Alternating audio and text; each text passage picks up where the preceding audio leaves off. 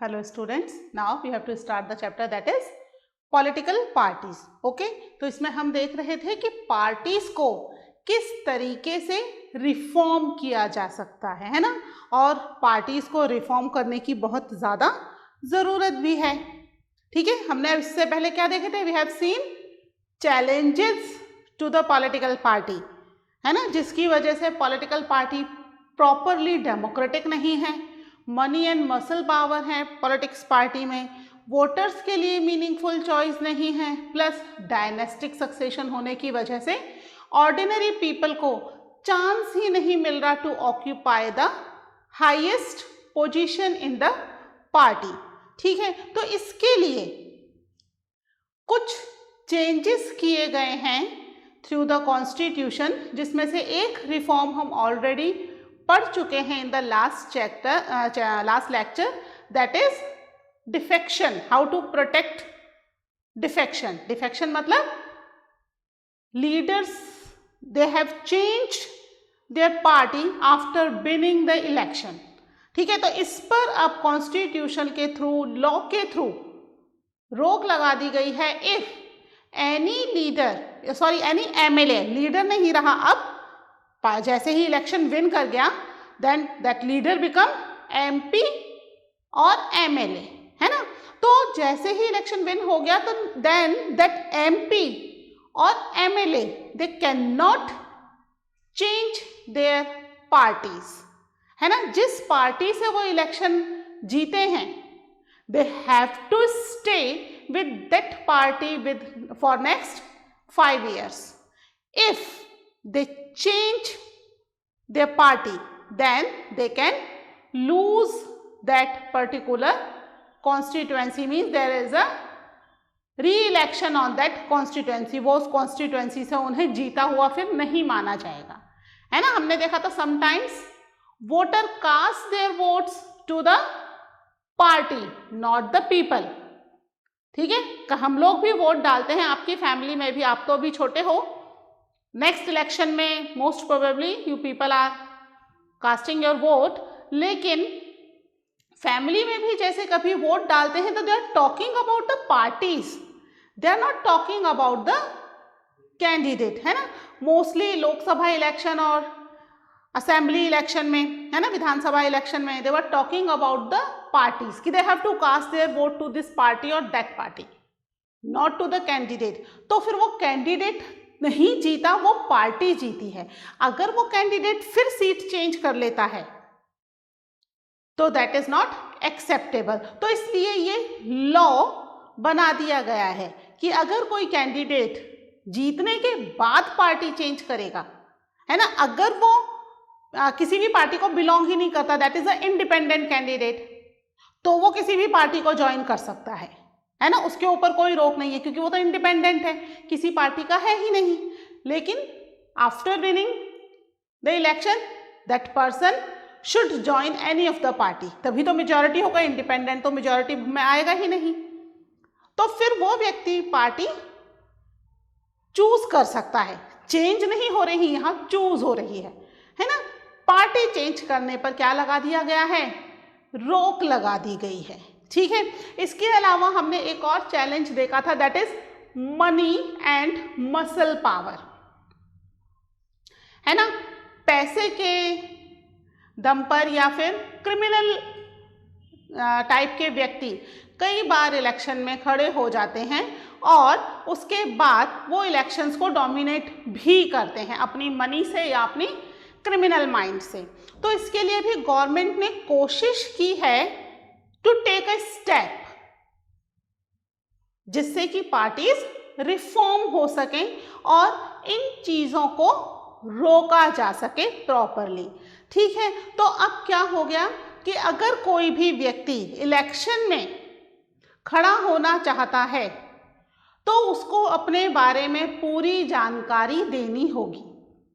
ठीक है, एक एफिडेविट भरवाया जाता है जिसमें ही has to fill all the details of his property as well as all the criminal cases pending in the court. ठीक है, क्रिमिनल केस होने से कोई क्रिमिनल नहीं है प्रूव हो गया तो फिर तो वैसे ही गिल्टी हो जाएगा, जेल चला जाएगा.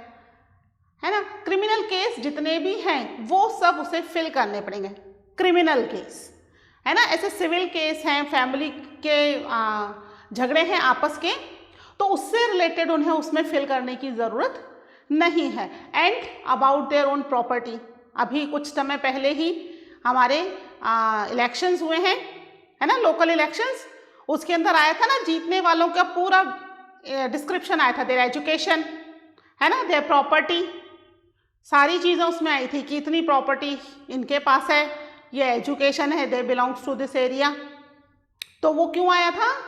क्योंकि उन्होंने इलेक्शन में पार्टिसिपेट करने से पहले एक एफिडेविट फिल किया था, और उस एफिडेविट में उन्होंने अपनी ये सारी इंफॉर्मेशन फिल की थी, और लास्ट में वो उसको प्रूव भी करते हैं कि if any information find false, तो गवर्नमेंट उनके अगेंस्ट कोई भी एक्शन ले सकती है। ठीक है, तो इस तरीके से कोशिश कर रही है गवर्नमेंट और वी कैन से कि जुडिशरी, जिससे कि इन चैलेंजेस से बाहर आया जा सके और पार्टीज को रिफॉर्म किया जा सके। यही हमारा टॉपिक चल रहा है कि how we can reform the parties. ठीक है, तो ये हम सेकंड रिफॉर्म पढ़ रहे हैं। फर्स्ट रिफॉर्म हम ऑलरेडी पढ़ चुके हैं, डिफेक्शन लॉ, है ना, रिमेंबर ना, लास्ट लेक्चर देख लेना अगर नहीं ध्यान है तो। ठीक है, तो यहां पर सुप्रीम कोर्ट ने कर दिया है एक order pass.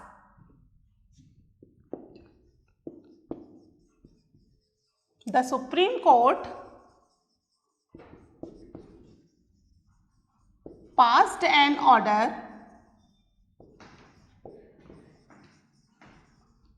to reduce the influence of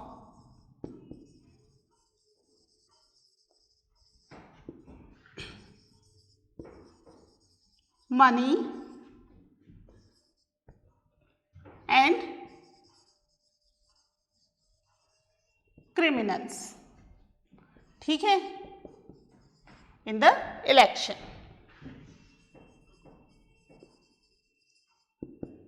ठीक है, एक ऑर्डर पास किया है, क्या ऑर्डर पास किया है उसमें कि now it is mandatory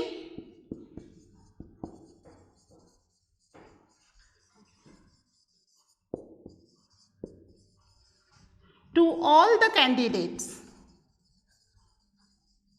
candidates मतलब जो भी इलेक्शन में खड़ा होना चाह रहा है ना, या जिसको भी पार्टी ने इलेक्शन में खड़े होने के लिए टिकट दिया है, वो सारे candidates.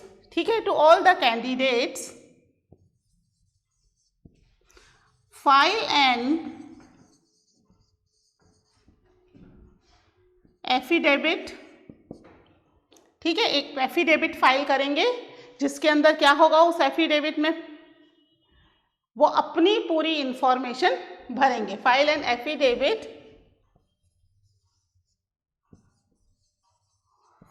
For their property and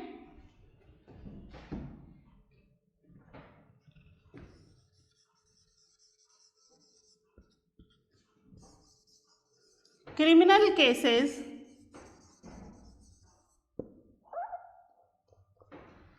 pending in the court. ठीक है, ये दो इंफॉर्मेशन उन्हें फिल करनी पड़ेगी। कौन सी? अबाउट देयर प्रॉपर्टी, उनके पास जितनी भी प्रॉपर्टी है, प्लॉट्स हैं, कैश है, ज्वेलरी है, कितनी है, इसके बारे में। And about their criminal cases, कि उनके पास कितने क्रिमिनल केसेस उन पर चल रहे हैं, इसके बारे में they have to file a affidavit. ठीक है, एक एफिडेविट उन्हें, एफिडेविट मतलब क्या है, एक शपथ पत्र टाइप, है ना, मतलब उसके थ्रू वो ये चीज प्रूव कर रहे हैं कि whatever they are feeling about their property and criminal cases that is true. ठीक है, एक तरीके से वो इसको शपथ पत्र टाइप मान लीजिए कि वो भाई सही इंफॉर्मेशन दे रहे हैं। एज सच ये सब चीजें फॉर्मेलिटी ही हैं, है ना, कोई भी क्या इंफॉर्मेशन भर रहा है, इसको गवर्नमेंट बहुत ही एज सच, इतना टाइम नहीं, इतने सारे कैंडिडेट्स हैं तो सबके इंफॉर्मेशन चेक करने का गवर्नमेंट के पास टाइम नहीं है, ना ही सुप्रीम कोर्ट के पास टाइम है। पर हाँ, सुप्रीम कोर्ट ने ये एक लॉ बना दिया है जिससे क्या हो, अगर कभी किसी कैंडिडेट के बारे में citizens of the country confuse हो या उसके बारे में जानकारी प्राप्त करना चाहें, then through the Supreme Court वो प्राप्त कर सकते हैं सारी information, they can take all kinds of information, क्योंकि ये एफिडेविट में उनकी सारी इंफॉर्मेशन है। If any information find false, तो फिर सुप्रीम कोर्ट उनके अगेंस्ट स्टेप ले सकता है। ठीक है, तो ये हुआ सेकेंड रिफॉर्म। इसके अलावा एक और रिफॉर्म है, वो हम डिस्कस करते हैं। First you note down these points, okay.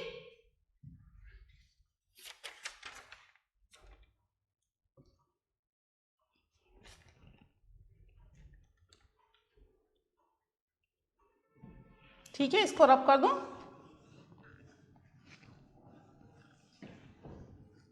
इसके अलावा हमने एक और चैलेंज देखा था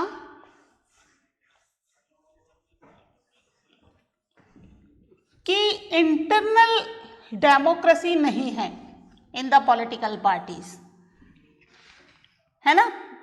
पॉलिटिकल पार्टीज नहीं बताती कि वो क्या काम कर रही हैं या किस तरीके से, means ordinary people are enable to get the proper information about the political party, है ना।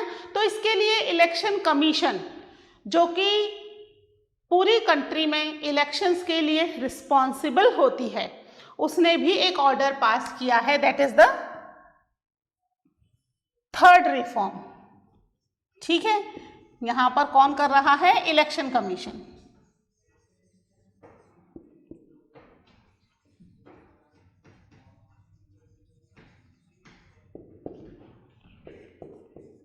Commission passed an order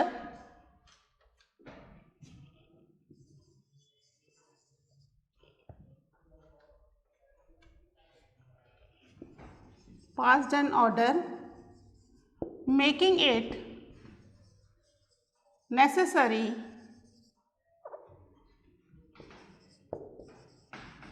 to all parties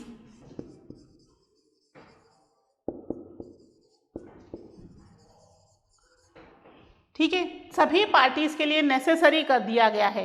क्या नेसेसरी कर दिया गया है, to hold there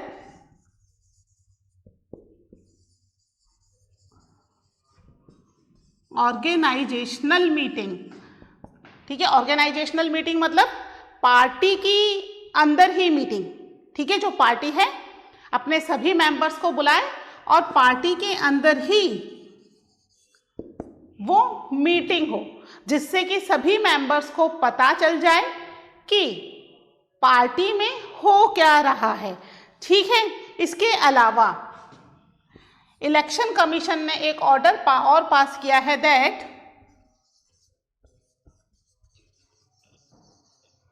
all parties should file their income tax return।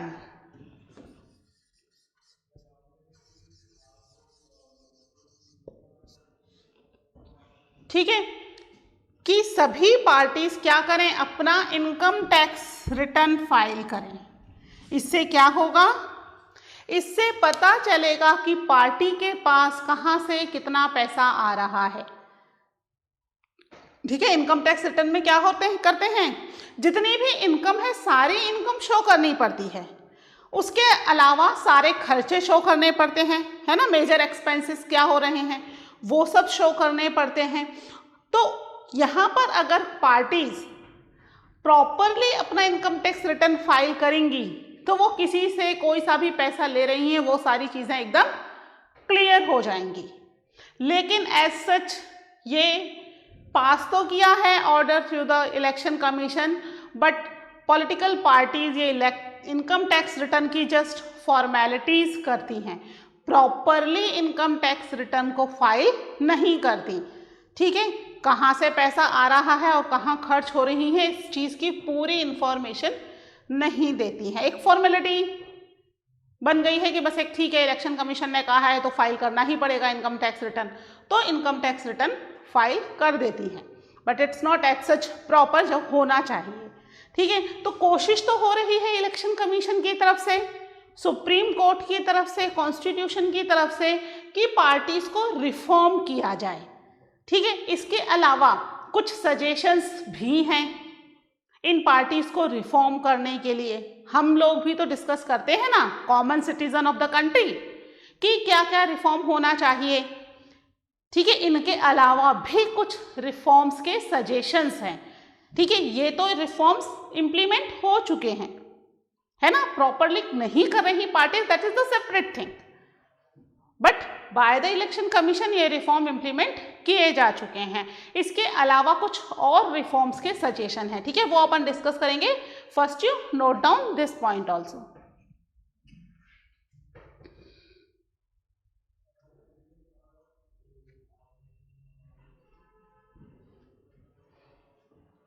ठीक है, इसको रब कर रही हूं मैं।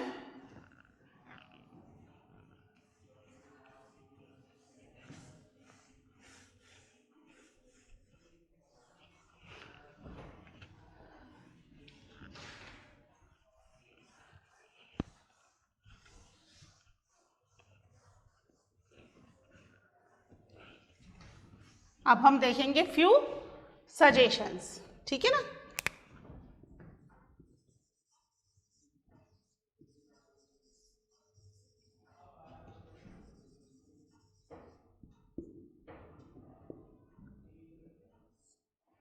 सम सजेशंस, टॉपिक वही चल रहा है अपना, है ना, how can parties B reformed. ठीक है, इसका सजेशन, तो इसके लिए इस तरह के एक लॉ की डिमांड की जा रही है by the common citizen.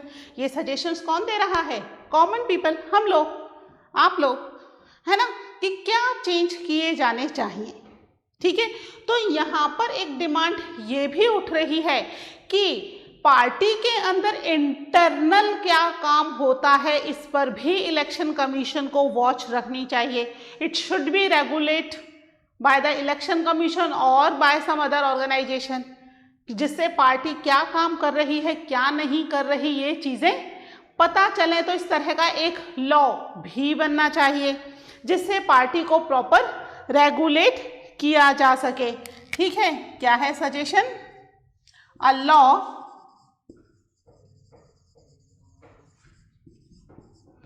should be made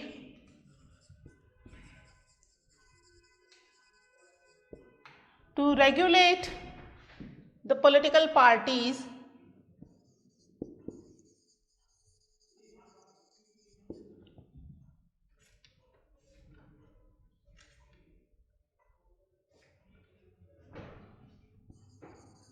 regulate the internal affairs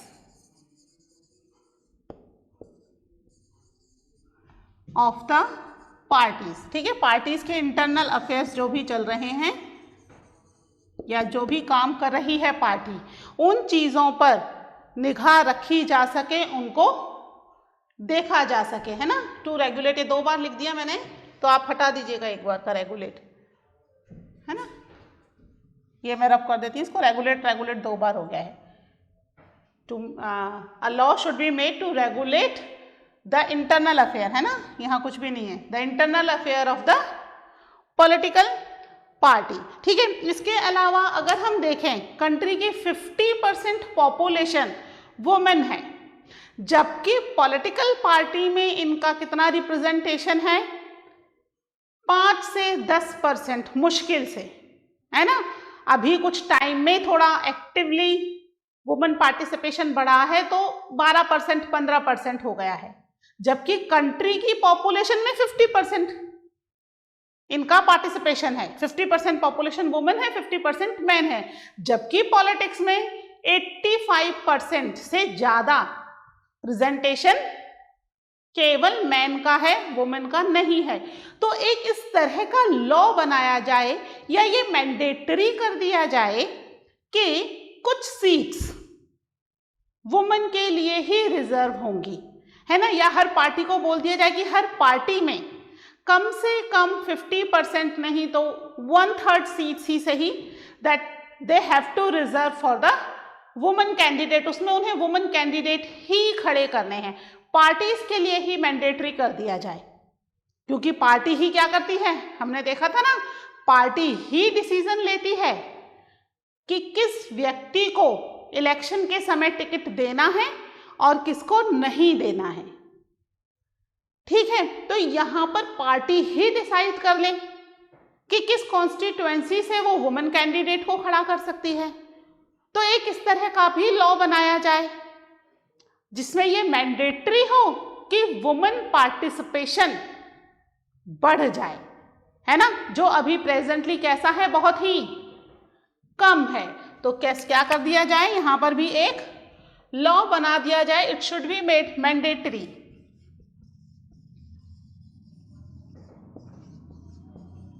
it should be made mandatory for all political parties.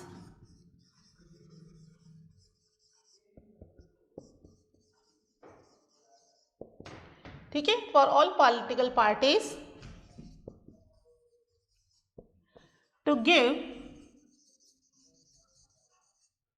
a minimum number of seats, या tickets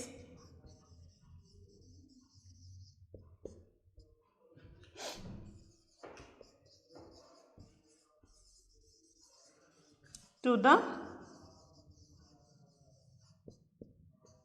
women candidates।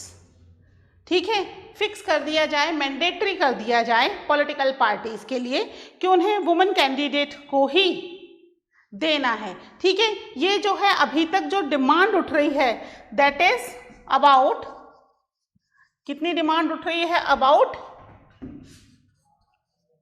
1/3 सीट्स, है ना, कि कम से कम 1/3 सीट्स जो हैं वो वुमेन कैंडिडेट्स को दे दी जाए। तो यहां फिक्स कर दिया जाए कि मिनिमम नंबर ऑफ सीट्स है, मतलब क्या है, दैट इज 1/3 सीट तो कम से कम दी जाए। 50% पॉपुलेशन है, 50% सीट्स रिजर्व नहीं की जाए तो कम से कम 1/3 सीट्स तो रिजर्व कर ही दी जाए, जिससे कि वुमेन कैंडिडेट का भी यहाँ पर प्रेजेंटेशन हो। ठीक है, वो भी तो हमारे रिप्रेजेंटेटिव हो। तो इसके लिए यहाँ पर ये भी एक डिमांड बार बार रेज की जा रही है। और इस तरह का एक बिल पार्लियामेंट में काफी सालों से पेंडिंग पड़ा है ना, क्योंकि वहां पर किसकी मेजॉरिटी है, मेल कैंडिडेट्स की। तो फीमेल कैंडिडेट्स के बिल की तरफ एज सच कोई ध्यान जा ही नहीं रहा है ना, बहुत टाइम से पेंडिंग पड़ा हुआ है और पेंडिंग ही है अभी भी, स्टिल इट इज पेंडिंग। तो बार बार ये डिमांड रेज हो रही है लोकसभा इलेक्शन और विधानसभा इलेक्शन के लिए, लोकल गवर्नमेंट के लिए नहीं। लोकल गवर्नमेंट में 1/3 सीट्स रिजर्व्ड हैं, है ना। लोकल गवर्नमेंट में आप देखोगे तो मोस्टली पंच सरपंच आपको फीमेल ही मिलेंगी, है ना। और अभी भी देखो मेयर और ये सब के लिए फीमेल कैंडिडेट्स ही सबसे ज्यादा बनी है। तो इसमें 1/3 सीट्स क्योंकि रिजर्व्ड है, तो मोर देन 1/3 रिप्रेजेंटेशन है लोकल गवर्नमेंट के अंदर, लेकिन लोकसभा विधानसभा में नहीं है। तो इसके लिए डिमांड बार बार रेज हो रही है। ठीक है, इसके अलावा कुछ और सजेशंस हैं, ये नोट कीजिए, फिर वो सजेशन डिस्कस करते हैं।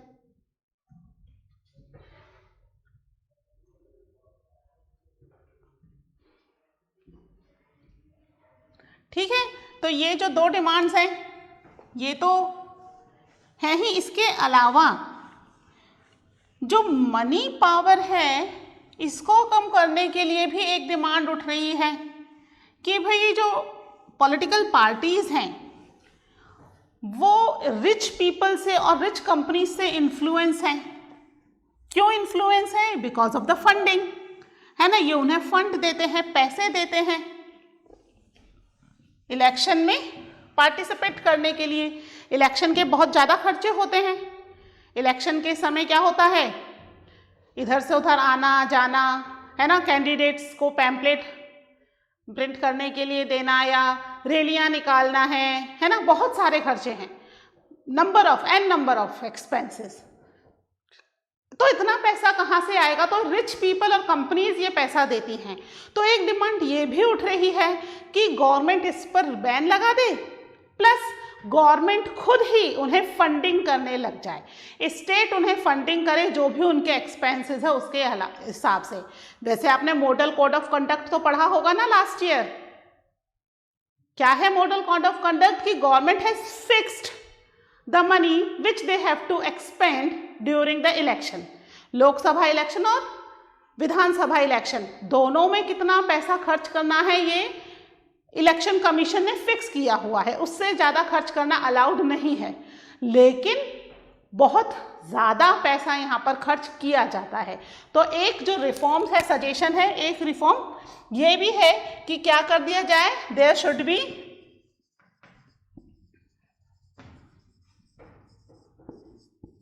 State funding. ठीक है, स्टेट जो है वो फंडिंग करे, वो पैसा दे उन्हें खर्च करने के लिए। ठीक है, स्टेट फंडिंग ऑफ इलेक्शन। ठीक है, it can be in cash और काइंड। ठीक है, कैश में भी हो सकता है और फैसिलिटी भी प्रोवाइड कर सकती है कि भाई आने जाने की फैसिलिटी हमने ही प्रोवाइड कर दी, आपको खर्चा नहीं करना है ना। या फिर कैश दे दे कि भाई इतना कैश आप लीजिए और इसी में ही आपको अपने खर्चे करने हैं इलेक्शन के। तो ये स्टेट जो है वो फंडिंग करने लग जाए इलेक्शन के लिए, जिससे क्या हो मनी पावर जो है वो थोड़ी रिड्यूस हो जाएगी, है ना। रिच पीपल से पैसा नहीं लेना पड़ेगा। ये कुछ 3 सजेशंस थे जो और आ रहे हैं बार बार कि गवर्नमेंट इन पर भी ध्यान दे।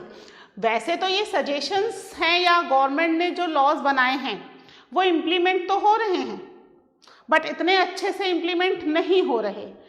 ये चीज़ें प्रॉपरली इम्प्लीमेंट होंगी 2 कंडीशन में, चाहे वो सजेशंस हो, चाहे गवर्नमेंट ने जो लॉ बना दिए, इलेक्शन कमीशन ने, सुप्रीम कोर्ट ने जो लॉ बनाए हैं वो हो। ये सब चीज़ें इम्प्लीमेंट करने के लिए बेसिकली 2 कंडीशन लगती हैं। कौन कौन सी 2 कंडीशन है? सबसे पहली कंडीशन कि लोग जो हैं वो प्रोटेस्ट करें पॉलिटिकल पार्टीज के रिफॉर्म के लिए कि भाई चीज़ें चेंज होनी ही चाहिए, हम ऐसी पार्टी को वोट नहीं देंगे जो इस तरह के चैलेंजेस में है ना, money and muscle power use कर रही है, या डायनेस्टिक सक्सेशन है जहां पर, या इंटरनल डेमोक्रेसी नहीं है, क्योंकि सब चीजें ओपन है, चीजें सब पता चलती हैं लोगों को। तो या तो लोग उन्हें प्रेशराइज करें टू मेक द रिफॉर्म, या फिर दूसरा तरीका क्या हो सकता है कि कुछ ऐसे लोग पॉलिटिकल पार्टीज को ज्वाइन करें जो इन रिफॉर्म्स को करने में बहुत ही ज्यादा इंटरेस्टेड हो और फिर वो पॉलिटिकल पार्टीज में चेंजेस करें। 2 तरीके से, या तो बाहर से हम लोग प्रेशराइज करें पॉलिटिकल पार्टी को कि भाई आप चेंजेस करो, अगर आप चेंजेस नहीं करते हो तो we will not going to give you the vote. तो 2 तरीके और हैं। ठीक है, यहां पर there are 2 ways to reform political parties, है ना। 2 तरीके हो सकते हैं। कौन कौन से तरीके हैं ये तो हम पढ़ ही रहे हैं, सजेशंस हैं, है ना, और जो गवर्नमेंट चेंजेस कर रही है वो चीज़ें भी हैं। लेकिन बेसिकली 2 तरीके और क्या हो सकते हैं। एक तो क्या है कि पीपल पुट द प्रेशर, है ना,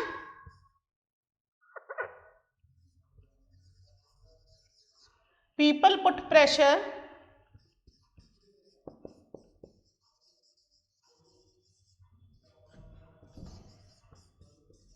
on political party।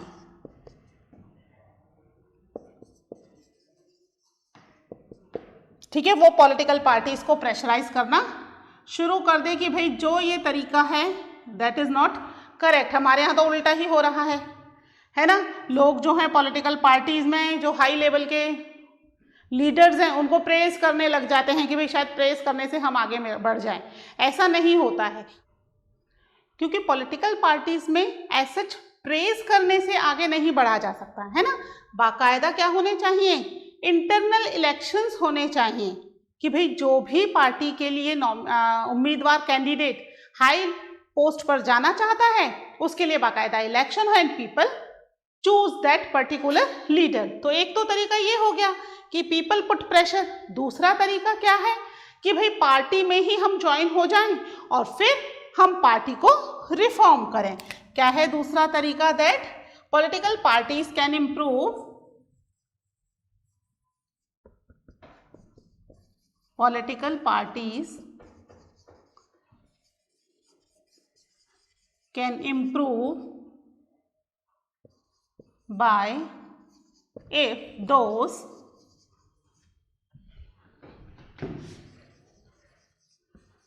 who want to join political parties, ठीक है, किनके थ्रू,